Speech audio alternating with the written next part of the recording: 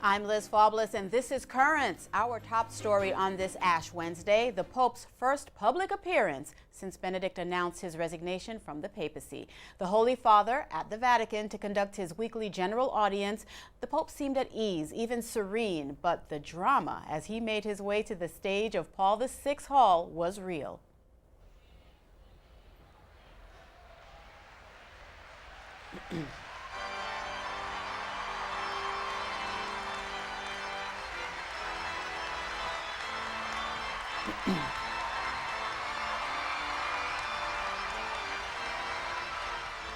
Oh, the warmth expressed in the applause of the thousands assembled to hear the Holy Father was real as well. The Pope seemed touched by their love.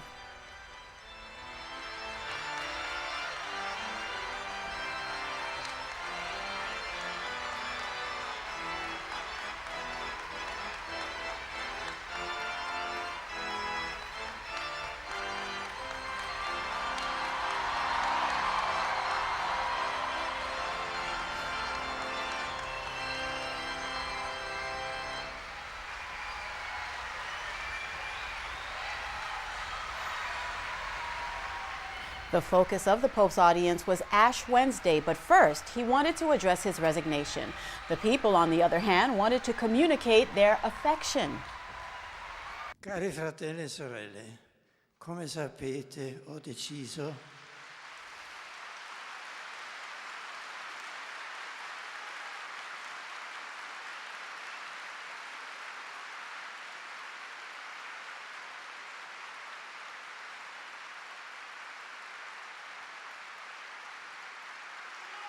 Grazie per la vostra simpatia. Ho deciso di rinunciare al ministero che il Signore mi ha affidato il 19 aprile 2005. Ho fatto questo in piena libertà, per il bene della Chiesa. Ringrazio tutti per l'amore e per la preghiera con cui mi avete accompagnato.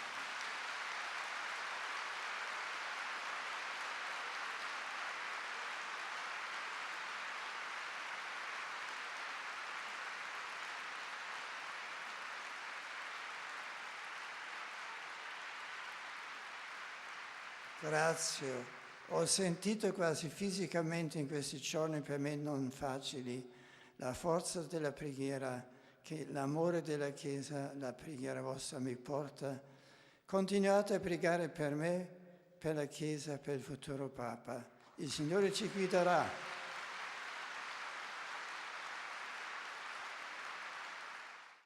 Following the general audience, the Holy Father greeted some of the cardinals in attendance. The faithful who had been there spoke of their strong emotions.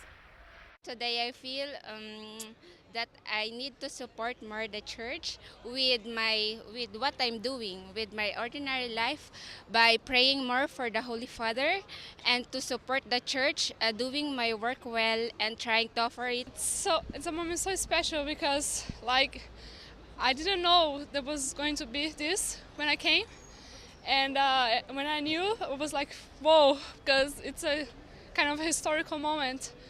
I'm Catholic, so it's so special to me to see the Pope, and this will be the only opportunity I will have to see him. To help us how to be, how to be a true Christian with the doctrine that he imparts to us. He did so many things that it's so hard to point only one. He was very important to the church.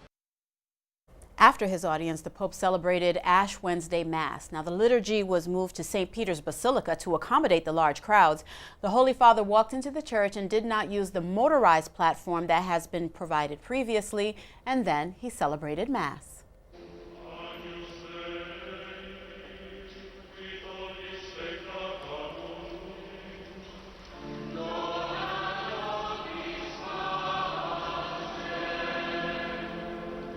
Ash Wednesday marks the beginning of Lent, and today's Mass is the last major liturgical celebration of Benedict's pontificate. The Holy Father received his ashes from the Archpriest of St. Peter's.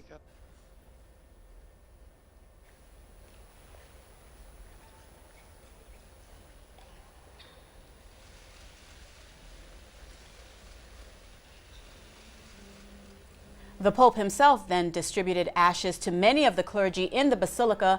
Cardinal Tarcisio Bertone, the Vatican Secretary of State, then approached the Holy Father and spoke. He thanked the Pope for knowing at every moment what was most important. Portare Dio agli uomini e portare gli uomini a Dio. Grazie. Aspetta.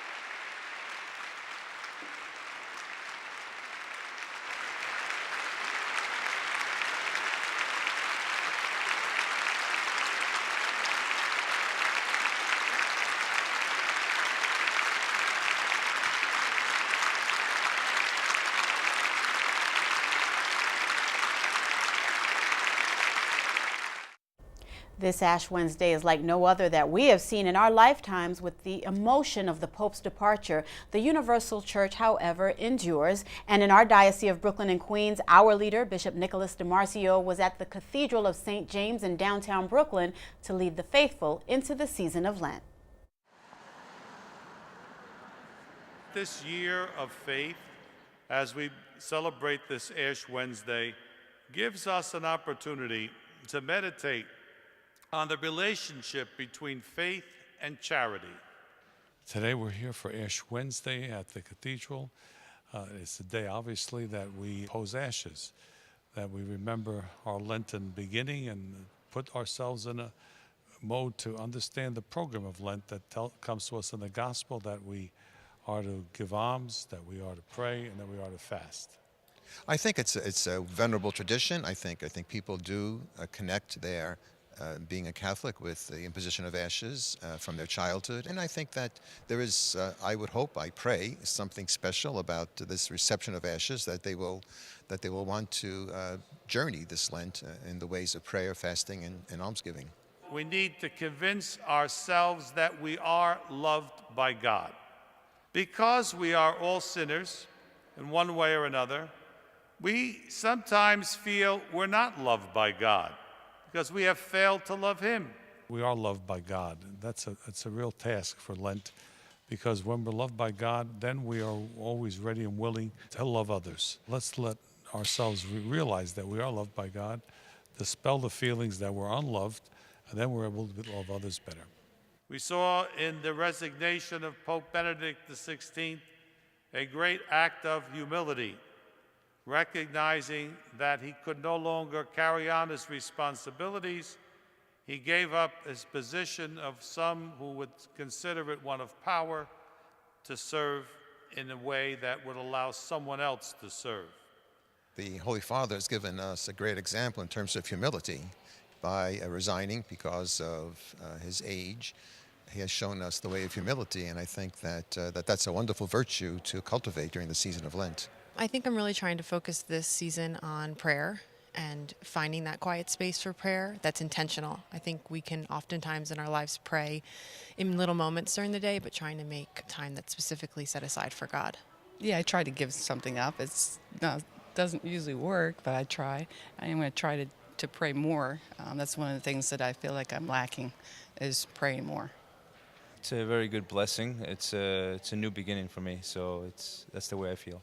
Hopefully today people will leave encouraged to begin a Lenten observance, to do whatever they can to arrive at Easter as better people and more informed Christians. Up next, the Pope's brother tells us about the next Pope and more as Currents continues.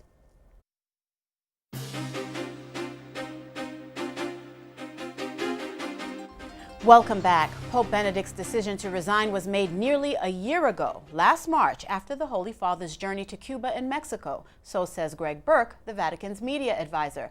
Burke, a former Fox News correspondent, says after the 6-day trip, the Holy Father was visibly tired and speaking with a strained voice. And then the decision was made.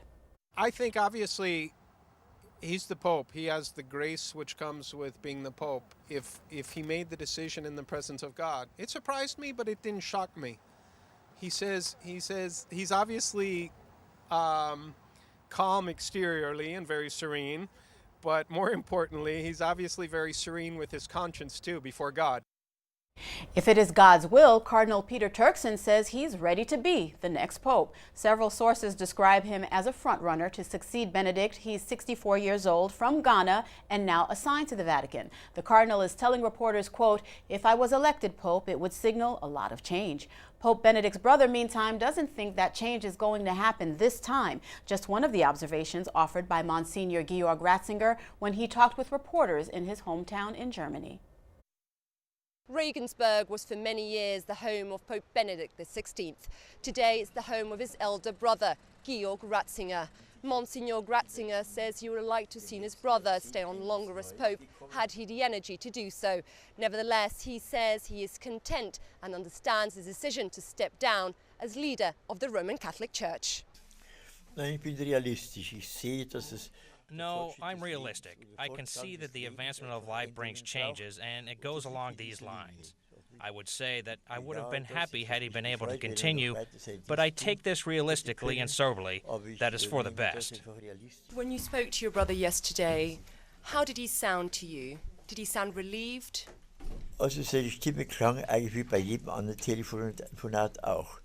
His voice sounded the same as by every other call. He planned the whole event, and it worked out well. The news is now out in the world, and now his life must continue its normal path. Speaking to a room packed with journalists, Monsignor Ratzinger told me, being 89 years of age, he fully understands his brother's concerns. The aging process causes difficulties only in the last few years. First, as he was 80, and then when you go past 85. When you cross these hurdles, you feel like everything becomes more difficult. Less and less, rather, Roman Catholics in Europe, and more so in Latin America, South America and Africa. Do you think now is the time to have a pope from one of those different continents? I'm certain a pope will come from the new continents, but whether it will be now, I have my doubts. In Europe, we have many very able people, and the Africans are still not so well known and maybe do not have the experience yet. I believe in later years, popes will come from different countries, different parts of the world. At the moment, I believe the post will remain with a European. These were very moving times with great challenges for him. Important for him was to travel to different countries, where he could work a lot and make friends and spread the word of the gospel. In the administration and the situation of the church, many things have changed. The biggest change, of course, the Pope's resignation, the first in 600 years. Tonight, the Vatican spokesman is saying Benedict will have absolutely no role in the election of his successor. Father Federico Lombardi saying the Pope is discreet and extremely scrupulous, so there will be no problem from him when the cardinals convene in conclave. Last evening, here at home, a number of Catholic leaders gathered together for a charity event. On everyone's mind, naturally, the Pope's decision. We spoke with our foremost leader, the Bishop of Brooklyn, Bishop DiMarzio. I was surprised by the Pope's resignation, but not shocked, because he had warned us several years ago that if he felt he could not carry on his responsibilities, he would resign. I think he did a good thing. If he felt he could not carry on, not be able to travel, not be able to do things that are really expected of the Pope. So he was very humble in doing it. I wasn't overly surprised, and I reflected on it as a real moment of humility. To think that someone who is in such a seat of acclaim, of authority, would actually say that, maybe someone else can do this better now. I think that's something that we could all learn from. At the same time, I know there's going to be people out there, the cynics that say that, oh, there's got to be some kind of scandal or something else. Well, I just, time will show that it's not. And to show that it was really just someone being true to his vocation and wanting what's best for the church, even if that doesn't mean him right now. To make that decision and to follow through with that decision is by far a very, very difficult issue and a very difficult situation for him. So I applaud him. I think he's done a great job understanding his disabilities, understanding he has to do more for the billion Catholics and to increase the number of Catholics around the world and to get our message out. I applaud him for what he's doing, but he will be sorely missed.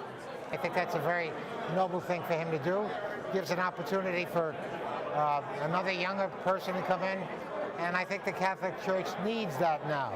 It needs a new gift of life. about the Pope resigning? Well, you know, I respect the man for knowing that he's got a responsibility, and when he thinks that he isn't strong enough to carry out those responsibilities, he put duty before himself, and he did what he thought was right. I don't think anybody should be surprised. He had written in his book about this. And you also have to understand that this is not the first time. Popes resign every 600 years.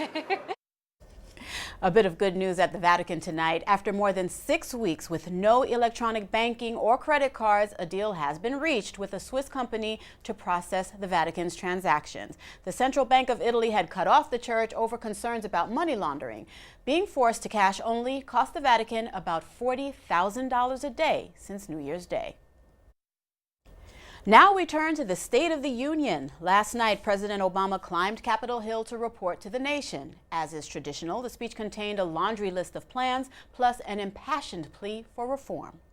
And as we speak, bipartisan groups in both chambers are working diligently to draft a bill, and I applaud their efforts.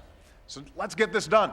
Send me a comprehensive immigration reform bill in the next few months, and I will sign it right away, and America will be better for it. Let's get it done.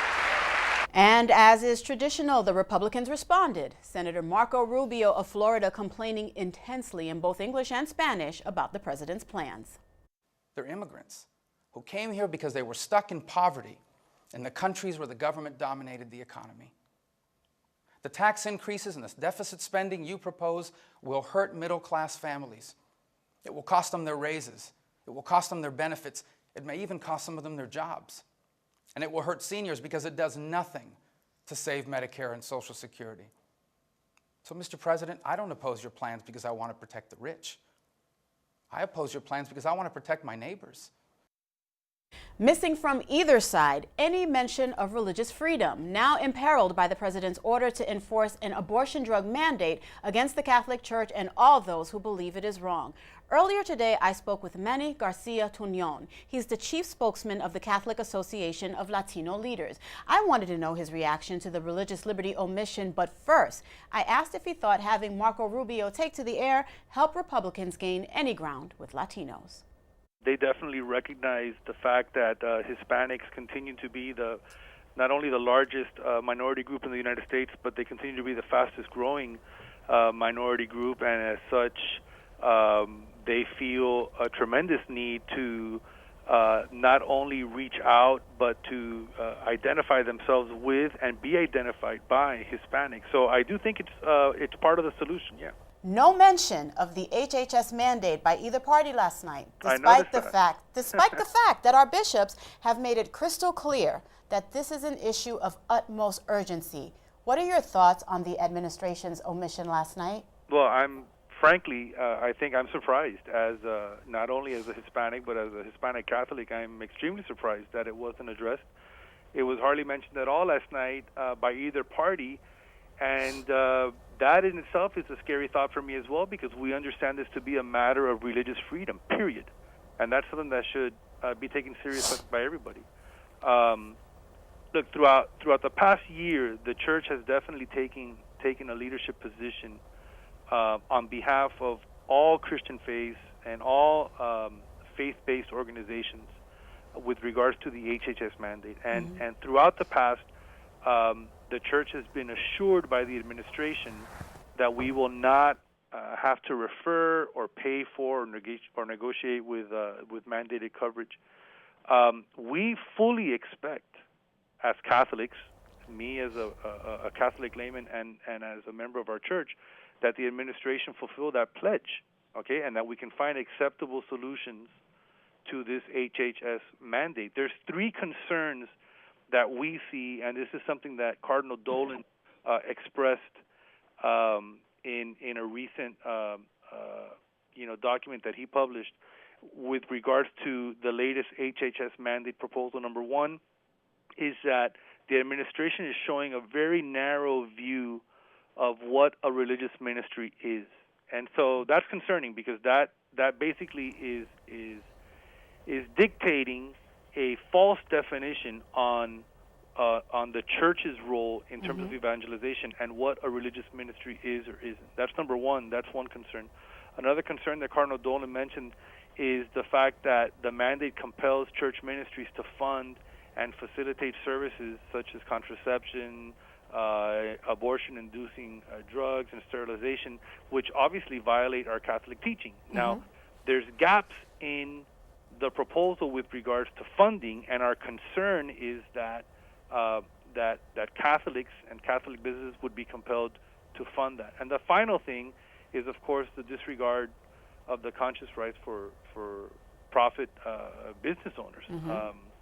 You know, and I should mention here, Manny, really quickly, because we're out of time, that you deal directly with Hispanic business owners. So you have a clear perspective on what they're feeling about this mandate. well, not only do I deal with them, but I'm one myself. So I can honestly tell you that this is a real big issue for us that want to live out our Catholic faith during the week at work and not only on Sundays in church. So we don't want to be forced into something during the week that is against our teachings as Catholics. Up next, two world leaders and God after the break. During the past several hours, the eyes of most of the world have focused on two leaders. This morning, Pope Benedict at the Vatican in his first public appearance since the resignation announcement, and last night, President Obama at the U.S. Capitol reporting on the State of the Union. We want to conclude our broadcast tonight with a look at how these two leaders concluded their public words. Thank you. God bless you. And God bless these United States of America. Adiutorium nostrum in nomine Domini. Qui feci celum et terra. Benedicat vos omnipotens Deus, Pater et In the name of the Father, et the Son, and the Holy Spirit. Sanctus. Amen.